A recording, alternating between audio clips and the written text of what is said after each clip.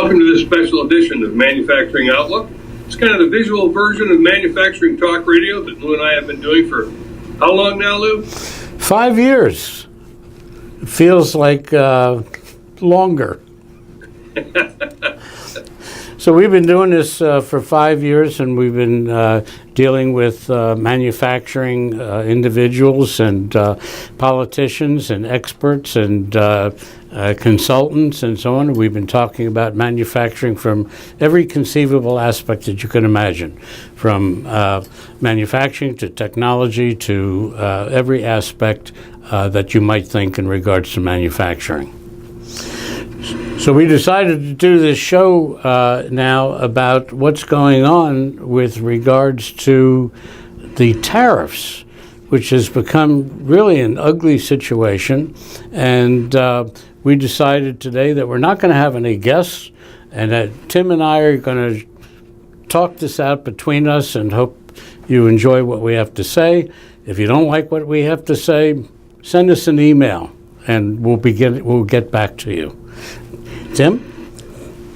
Yeah, today's discussion is going to be on the Trump tariffs and how they could crush consumers. We're actually very concerned about what's happening with the tariffs. Some of you may recall Section 201 of the Tariff Act of 1930 if you're older than Lou and I. But what happened with that when the president implemented it was to put a tax on solar panels and washing machines of 20 to 30%, and instantly a washing machine became $100 more expensive. Then he worked on Section 232 of the Tariff Expansion Act of 1962 to put a 25% duty on steel and 10% on aluminum, and as Lou will point out, on top of the 5% that was already there. That's really exactly 15% on aluminum, right, Lou? That's exactly right. You're the first person in the news media that I've heard say about the 5%, and that's because I told you. That's exactly right. I'll send you your 25 cents. Okay.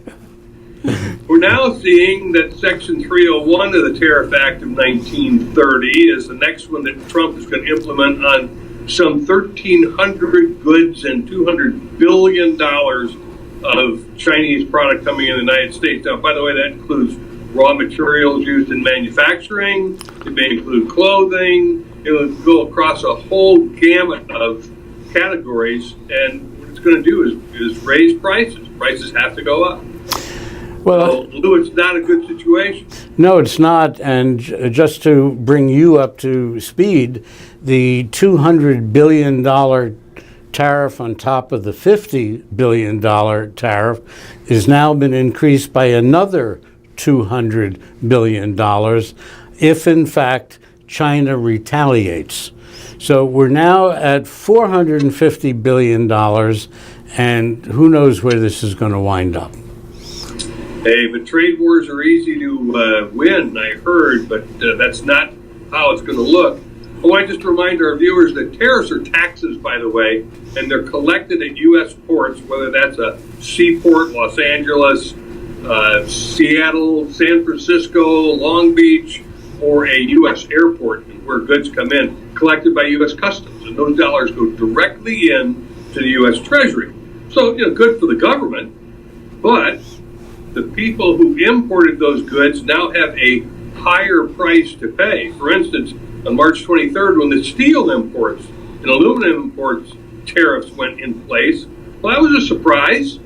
Gee, the goods I ordered from China in December that arrived in March are now 25 to 15% more expensive than I anticipated in terms of raw materials for manufacturing.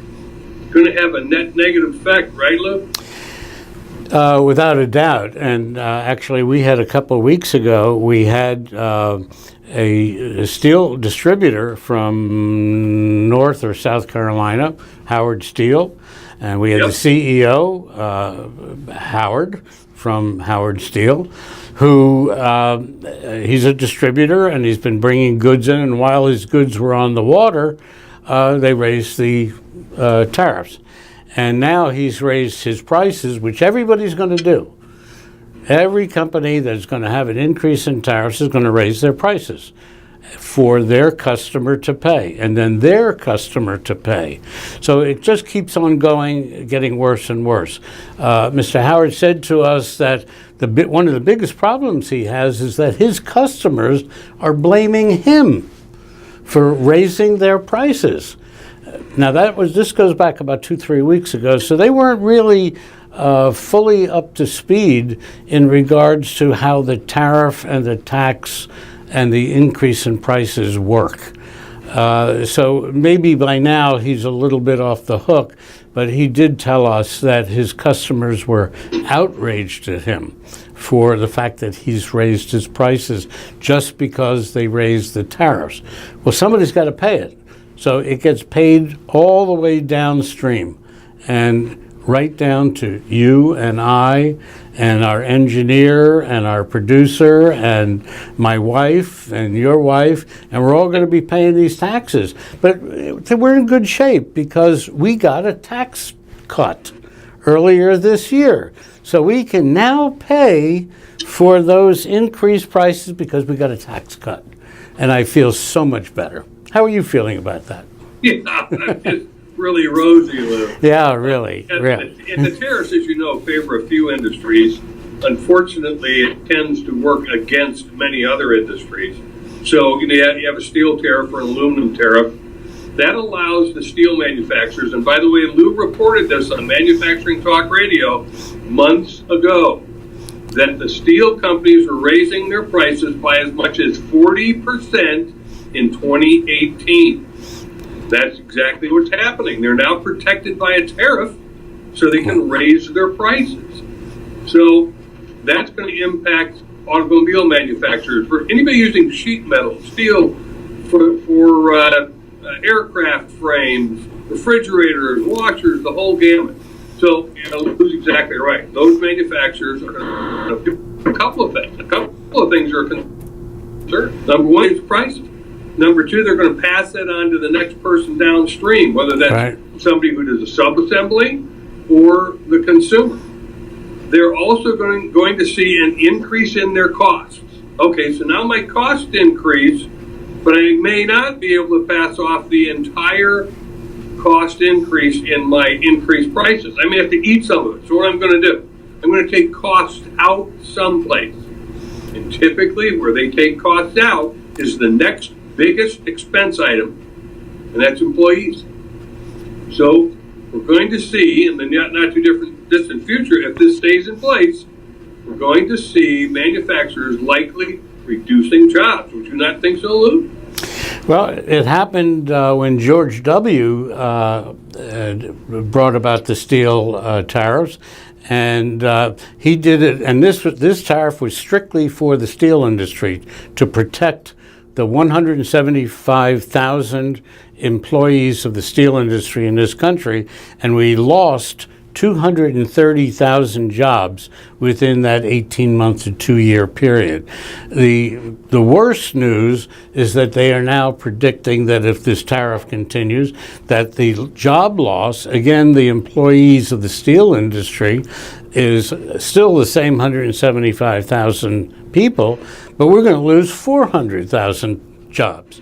So this is not a good situation, and I can't imagine how and why the administration is thinking that this is a good, logical, clear-thinking methodology to help protect the United States. Yeah, clearly it's never worked before. Lou and I did some research. By the way, the first president to endorse a tariff happened to be George Washington. Since then, a number of presidents have tried it. Bush 43 tried it. Right. Cleveland tried it. Reagan tried it. There have been a number. By the way, they all failed. In every case, the tariff worked against the United States. Exactly. We implemented it. We shot our own foot off. So it was a foolish thing to do, and it's not going to work in our favor this time. It's a negotiating gambit that Trump is trying to use against China. There had to be other ones, Lou, that he could have used besides shooting our wonderful economy in the foot. Our economy we hit the Great Recession in 2008. It's taken 9 years taken 9 years for us to really pull out of the Great Recession. And now we're doing something that's just shooting us in both our feet. And it just doesn't make any mistake, any sense. And it seems as though that, and you may be right, that Mr. Trump is using this as a ploy to use it as a negotiating tool. But we just had Chung Wang, who is our international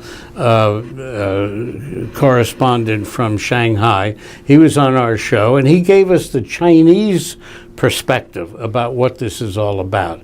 And he was very clear that we are both going to be hurt by this.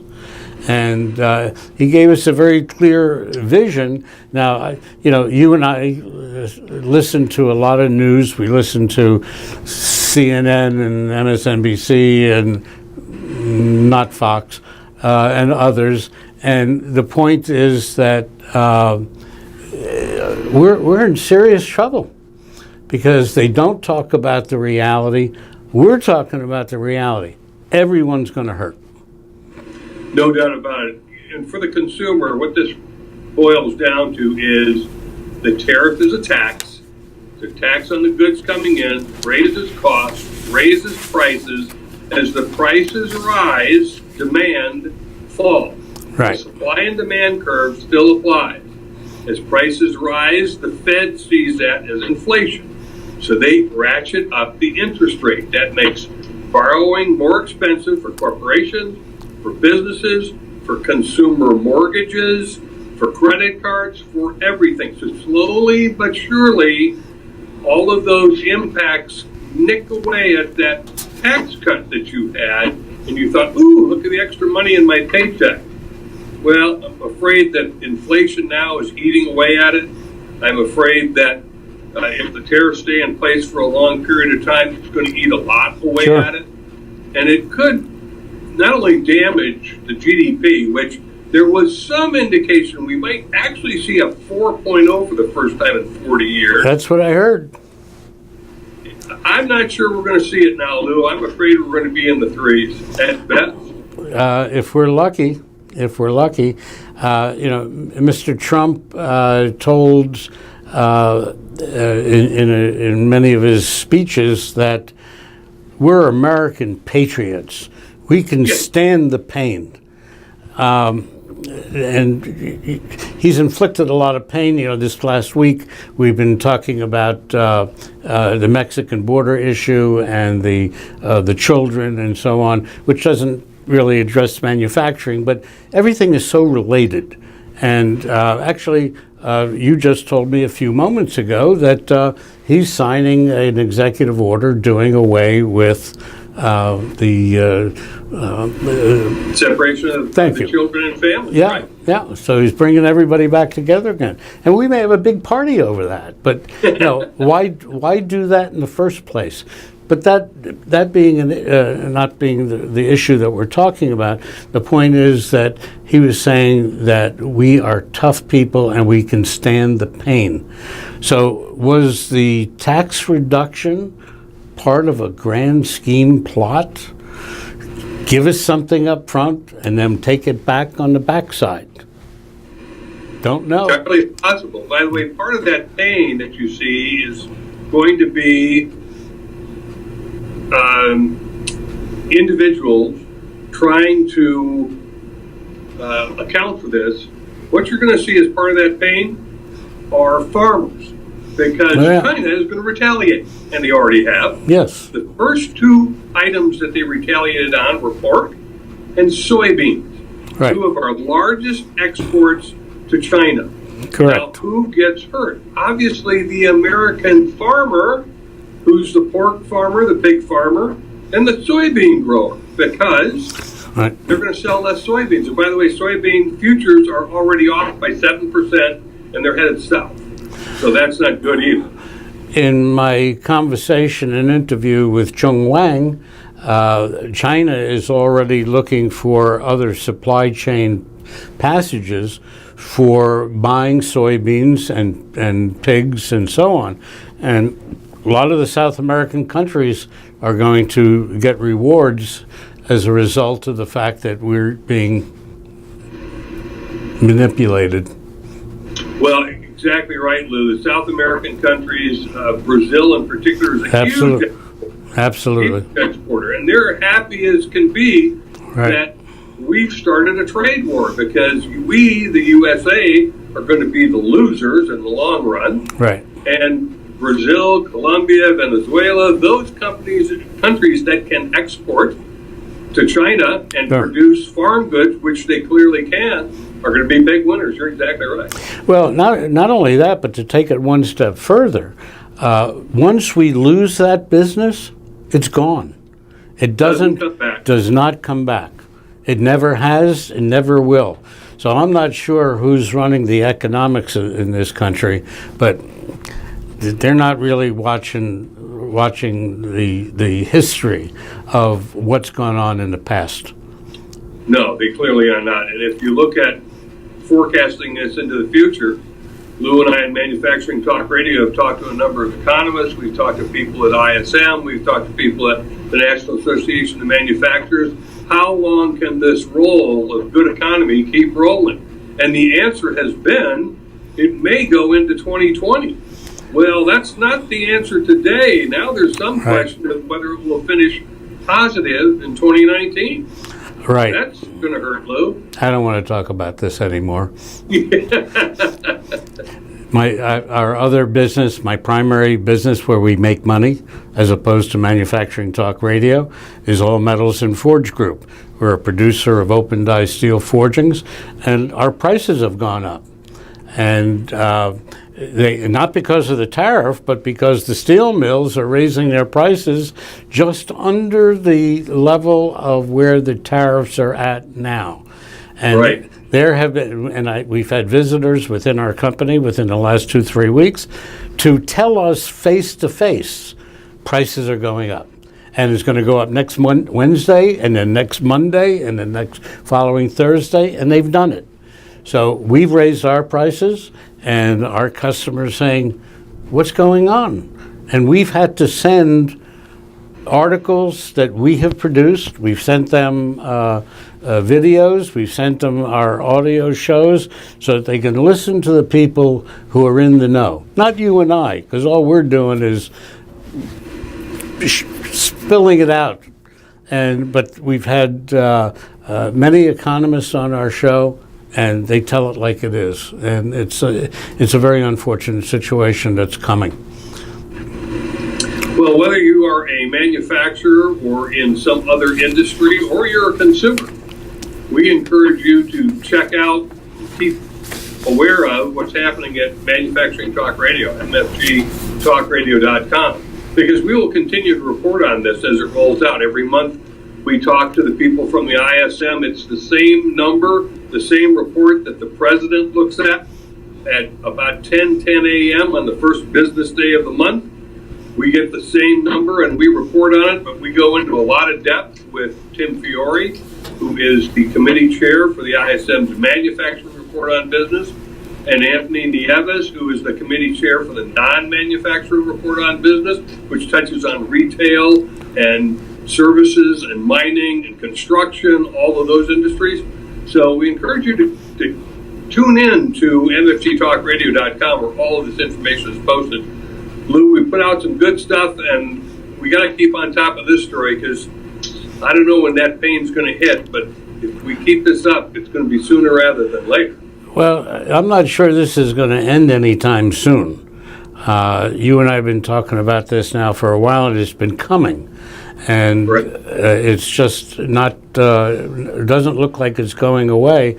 And unfortunately, the manufacturing sector, who we address most of our stories to and about, They're busy running their plants and their factories and doing HR and doing marketing and so on. And a lot of them don't really know what's going on. And I had a conversation today in the local watering hole for lunch, and there was somebody that I was sitting with at the bar, and they did not know what's been going on this past weekend with regards to the border issue. And I was absolutely astonished that there are people that don't know what's going on right here in our country, affecting us all. Terrible situation. Yeah, I'm not sure where the fault lies in there, whether they're not watching the news, because a lot of it's awful. Well, there's nothing happy. There's nothing happy in the news. No, that's why a lot of people don't watch it. I don't watch the 11 o'clock news anymore because all we do is see stories about who got murdered up until 11 o'clock p.m. So I don't watch that. I do listen to news probably 6-7 hours a day. I am not president of the United States, so it has really no effect. But for the purposes of running our business and running Manufacturing Talk Radio and WHAM, it's really important that we stay on top of things so we can get the message out to you, the American public. Lou, I would agree, and certainly WHAM, that you mentioned, is Women in Manufacturing, our sister show, if you will. A lot of intelligent, really accomplished women sharing with other women how they came to be where they are in their career. Very accomplished people. And that is at womenandmfg.com. So again, tune into us at mfgtalkradio.com. And thanks for listening to this special edition of Manufacturing Outlook. And by the way, we can't see your badge on your jacket. So could you give us a little stand-up? There it is. There it is. There it is. Okay, he's official. Sit down. Manufacturing Talk Radio. We love it. Okay. It's a great show. Thanks for being with us. Thanks for listening and watching. Bye for now.